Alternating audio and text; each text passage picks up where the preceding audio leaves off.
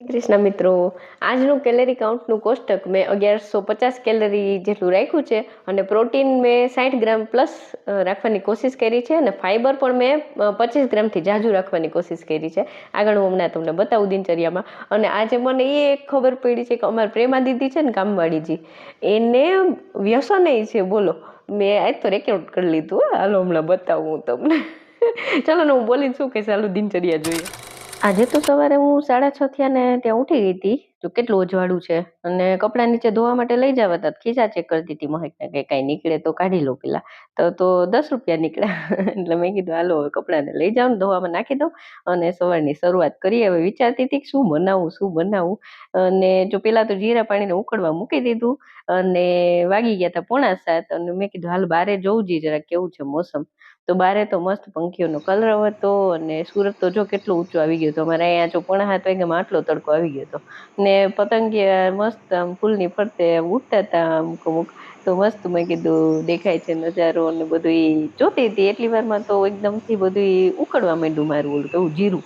તો બાઈ ગઈ જલ્દી કે હાલો હવે જીરું બંધ કરી દો ગેસ અને રાખી દીધું ડાઇનિંગ ટેબલ ઉપર. એટલે મેં કીધું બધાનો નાસ્તો બનાવો ત્યાં સુધીમાં થઈ જાય. એટલે બધા માટે ચા નાસ્તો બનાવ્યો ને તોય થયું નહોતું. પછી મેં કીધું હાલો અને ગ્લાસમાંથી ટોપિયામાંથી ગ્લાસમાં કરું. આંગળીએ ધકતી હતી આ ગ્લાસ પકડવામાં. તો એ કર્યું ઠંડુ હેતું મતલબ ને તોય થોડુંક વધારે ગરમ હતું આજે તો. પછી પીધું સિપ કરીને હબળકા લઈને. અને પછી છે ને મેં નાક સાફ કરતી હતી. આવો સીન આવી ગયો. અને પછી મેં કીધું કે નીંદર પૂરી નથી થઈ. રાતે હજી જાગતા છે ને ખબર છે, મતલબ જેને કમેન્ટ કરી હતી રાતે 12:30 વાગે એને હું રિપ્લાય આપતી હતી. એટલે કાલ તો ખબર નહીં કેમ નીંદર ના આવી. એટલે બગાસાઈ બહુ જ આવતા હતા સવારમાં. પછી મેં કીધું હાલો બાજરાનો રોટલો ને દહીં ખાવો સવારે નાસ્તામાં. તો અળસીનો ભૂકો હજી મેં કર્યો હતો ને શેકીને ઈ અને સોયાવડીનો પાવડર એ બે મેં નાખ્યું હતું. અળસીનો ભૂકો 1 ચમચી ભરીને સોયાવડીનો પાવડર 15 ગ્રામ જેટલો નાખ્યો હતો અને બીજો મેં નાખ્યો હતો આપણે બાજરાનો લોટ અને પનીર મેં નાખ્યું હતું 20 ગ્રામ આસપાસનું.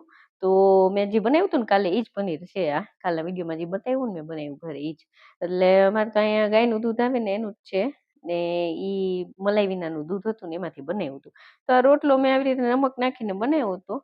મેં કીધું હાલો આવી રીતે કોઈ દી અખતરા તો કર્યા નથી પણ કરું. જો સારું લાગશે તો તમને લોકોને કહીશ કે ભાઈ સારું લાગે એમ. સારું લાગ્યું તો ભમરો પડી ગયો. ભમરાડો રોટલો મારાથી હરખો થાય નહીં પણ હવે બી થઈ ગયો. જો હું તો રોટલો એકલી તો આખો તો એક ટાઈમમાં નાખાયો એટલે અડધો મેં ચોરી નાખ્યો આવી રીતે. એમાં દહીં નાખ્યું, અડધો બપોરે ખાય છે વિચારીને સાઈડમાં રાખી દીધો. ને જો દહીં એ મારું ગાયનું જ છે, ગાયનું દૂધ આવે એટલે. અને એમાં નાખી દીધી ડુંગળી, દહીં રોટલો મિક્સ કરી ચોરીને એમાં નાખી દીધા દાડમના દાણા અને કોથમરી ઉપરથી નાખી દીધી ધાણાભાજી. એટલે મસ્ત આમ ગાર્ડન થઈ ગયું જોઈને દિલ મારું. એટલે મસ્ત. અને મરીનો ભૂકો એકદમ તાજો કૂટેલો નાખી દીધો ઉપરથી અને આવી રીતે મસ્ત પ્લેટ બની ગઈ હતી મારી. ચકાચક દેખાતું હતું. તો મેં ખાતી હતી ને તો થોડુંક ફીકું લાગ્યું. મેં સાઈડમાં ઓલી લીલું મરચું ખાધું, કાચું લીલું મરચું. ઝીણી મરચી આવે ને એ બહુ તીખી લાગી પછી મને. તો ખાઈ તો લીધું. જો પ્રેમા દીદી આવી ગયા અમારા. આજ તો એની પોલ પકડવાની છે. જો આમ કેમ કરતા હતા બાલ્કનીમાં હમણાં બતાવું ને. એ છે ને મેં મસ્ત લાગતું હતું આ. પણ મને મોરું લાગ્યું ને થોડુંક એટલે મેં કીધું હાલ મરચું નથી લાગ્યું તો ખાવ. તીખું લાગ્યું મરચું સાઈડમાં લીધું પણ તે અંજીર ખાધું એક. પછી મેં કીધું અરે બાપરે, આ તો મોઢામાં તીખાશ લાગે છે. તે અંજીર એક ચબાવી ગઈ.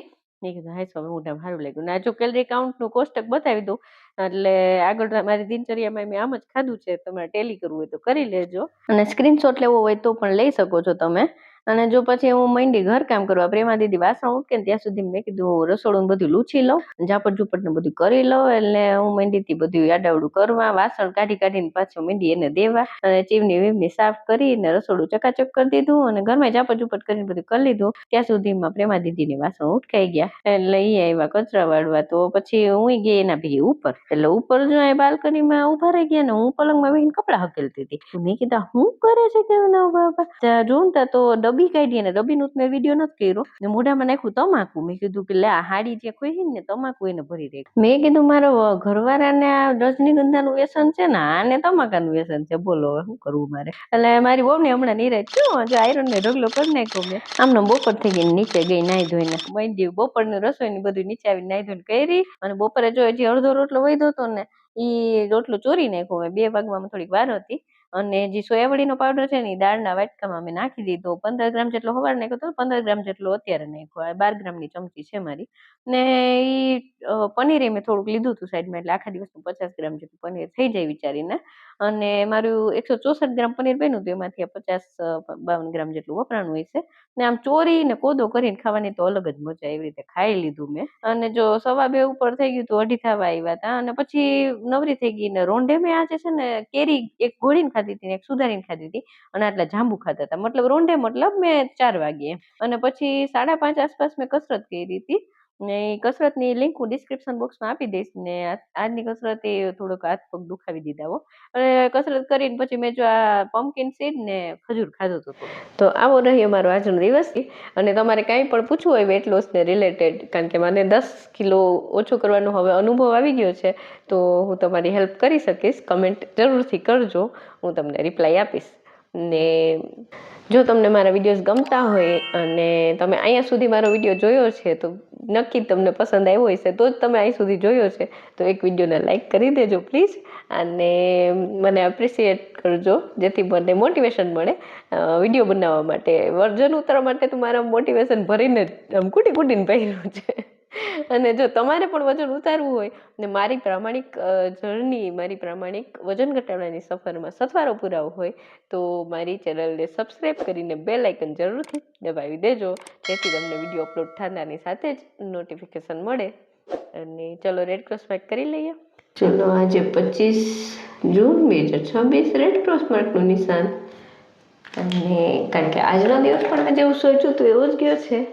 અને બસ ફરી પાછા મળી આવતીકાલે રાત્રે 10 વાગે. ત્યાં સુધી ચમકતી ચાંદનીને રજા આપો. જય શ્રી કૃષ્ણ. ખુદની તબિયતનું ધ્યાન રાખજો, પરિવારના બધાનું ધ્યાન રાખજો. Okay, bye. જય શ્રી કૃષ્ણ. Good night.